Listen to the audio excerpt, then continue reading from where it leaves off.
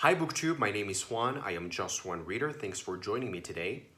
Today is a very special occasion because we are beginning officially our discussion on The Goldfinch by Donna Tartt.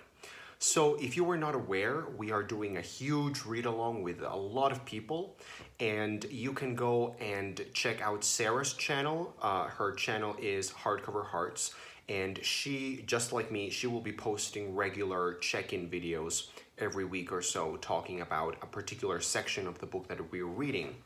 So today is the first one, and so therefore we will be focusing on the first 121 pages of the book. Now, the first thing that I would like to say here is that I am rereading this book. So I am not coming into this book with a blank slate. I am coming into this book rather with very high expectations already because I love Donna Tartt already. She's one of my favorite, capital F, favorite authors already. And B, I already love The Goldfinch. So it's very hard for me to objectively look at the book. Now, that being said, I am coming into this book with already ridiculously high expectations. And those expectations have not just been met, they have actually been exceeded. So this book has surpassed my already high expectations, and that is saying something. So I am loving the book so far. Actually, if I'm being honest, I am already reading ahead of schedule. I am currently I'm on page 545, so I am really ahead of schedule, but that is precisely because the book is so gripping and riveting and wonderful and fascinating, and it really makes you want to turn the page. Regardless of that, I will only be focusing on the first 121 pages of the book, so don't worry about that if you have not read ahead of that. So in The Goldfinch, so far, what's happened is basically we get a prologue in which we meet the character of Theo Decker. He is our protagonist. He's in Amsterdam for reasons that are not known to the reader so far. But we see Theo in a state of acute paranoia, and he is hiding from something or someone. It's not exactly clear, but he's very anxious. He's in a very severely dreadful state. He is looking at the newspapers, he's fidgety, he is very clearly hiding from or running away from something or someone. And then we jump back in time and the novel proper begins. And so you know the story, you know the drill. We have Theo, who is a young teenager walking with his mother. They go into the Metropolitan Museum of Art in Manhattan. There's an explosion, there's a bomb, a terrorist attack, and everybody but Theo is killed. Theo eventually comes into the possession of the Goldfinch, which is a very rare painting, a masterpiece by Dutch painter Karel Fabricius, painted in 1654. And he also comes into the possession of a ring. This ring will eventually lead him to a place called Hobart and Blackwell, which will be very important later on. In this portion of the book, we also meet the Barbers. So the Barbers are a Park Avenue family. They are the kind of people, a stereotypical image of a perfect Park Avenue family, meaning that they are perfect on the outside, pretty looking, rich, eccentric in a way that only sickly rich people can be eccentric. And but at the same time, they are sort of devoid of affection. They are kind of soulless. They are like something that is coated with a very fine, beautiful veneer, but is very empty on the inside. So that's pretty much the kind of family that they appear to be. And so that's all I'm gonna say here in terms of plot. We follow Theo, of course, during the aftermath of this tragedy, and I think Donna Tartt is really wonderful and really masterful at creating this feeling, this state in which Theo is thrown into. So she's really good at painting disaster. She's really good at painting reactive depression, which is the correct term. And she's really good at many things, of course. But I really like how she really puts you into the mindset under the skin of the character. So you really feel like you are not just going hand in hand with the character, but it feels like you are the character. When Theo is waiting in his apartment for his mother to come home after the explosion, and she's not coming, and she's not coming, and she's not coming, you, as a reader, you begin to feel very anxious, and there's a sense of dread that is very particular of Donna Tartt's writing. She really manages to create those states of mind really well, and it's very upsetting, really upsetting.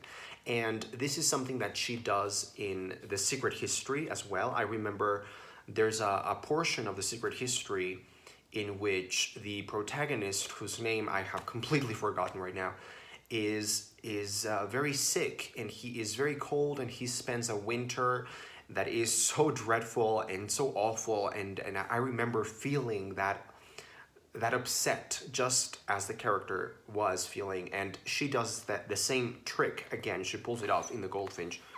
Really, really great. Another thing that I think has been really effective so far is the storytelling itself. I think Donna Tartt doesn't get enough recognition. Well, she does get recognition. This won the freaking Pulitzer.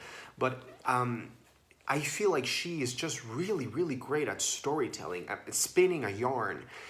You feel enticed by her. You feel intrigued and riveted, and there's a propulsiveness to the story in the writing. It's like there's an engine going on underneath everything, and it's making you interested and fascinated to know what's going to happen next. And she does it from the very opening of the book with the prologue.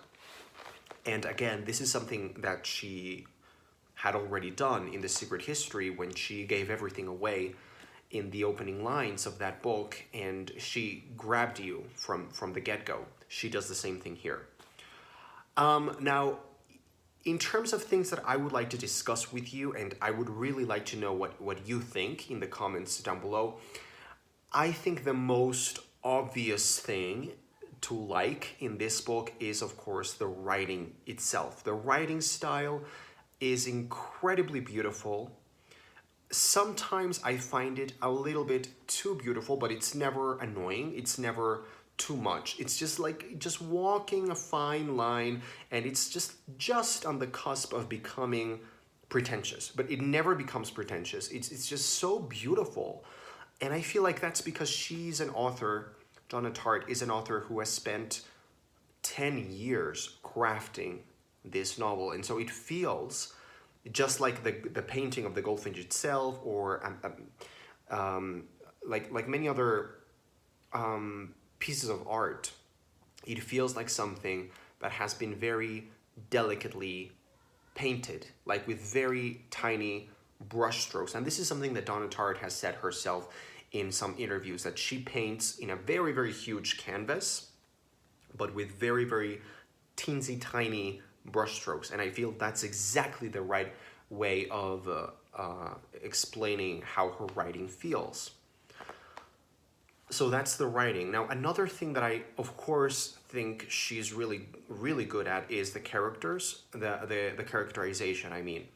The characters are sometimes a little bit cartoonish and stereotypical, like Theo's mother is this kind of idealized figure.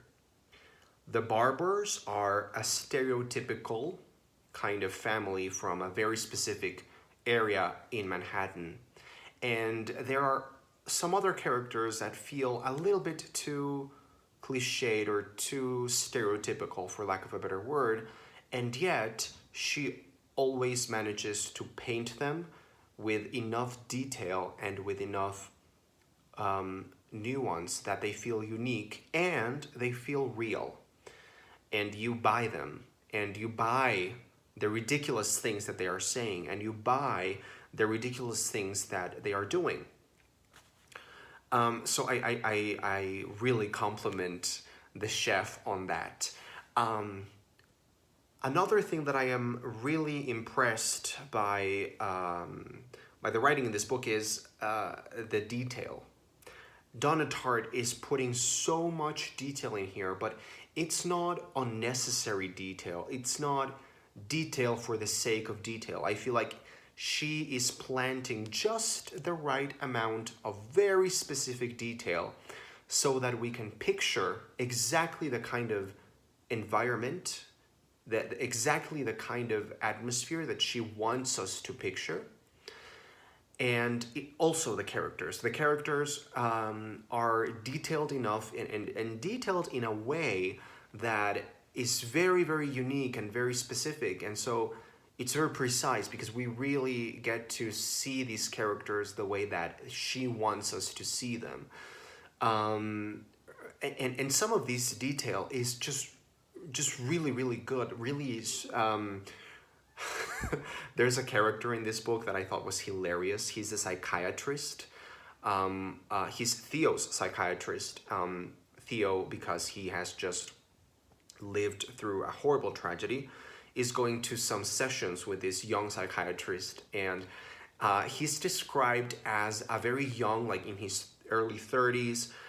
He's just described as a very young, cool, hip psychiatrist, like wearing cool glasses and cool shirts and dark jeans.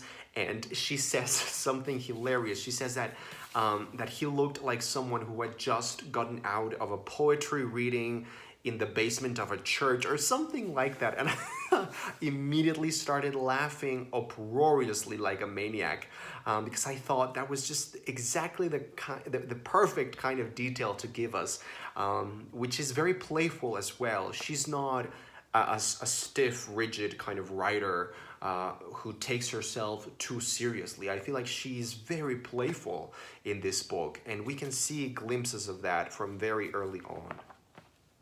So I love the scenes with the psychiatrist. That character was a terrible psychiatrist, really, really bad. But he didn't know what he was doing, but I really loved how she played with that character.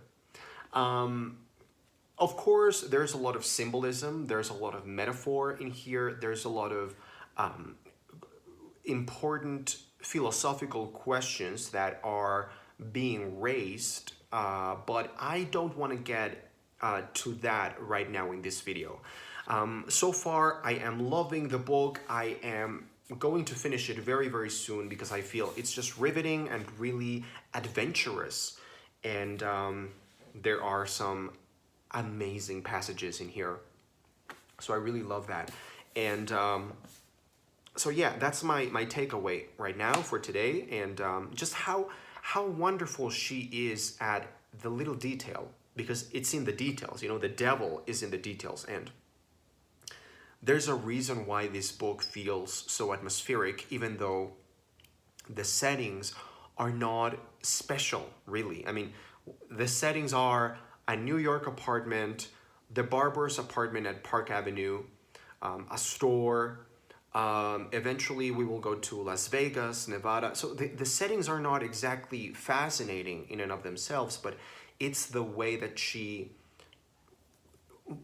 like it's a magic trick. She paints them in a way that they become real and infused with a very specific tone. So I would really love to hear from you guys. What are you thinking? What have you thought of the Goldfinch so far? I hope you are enjoying it, and I would love to hear your opinions. So this is the time to leave your comments.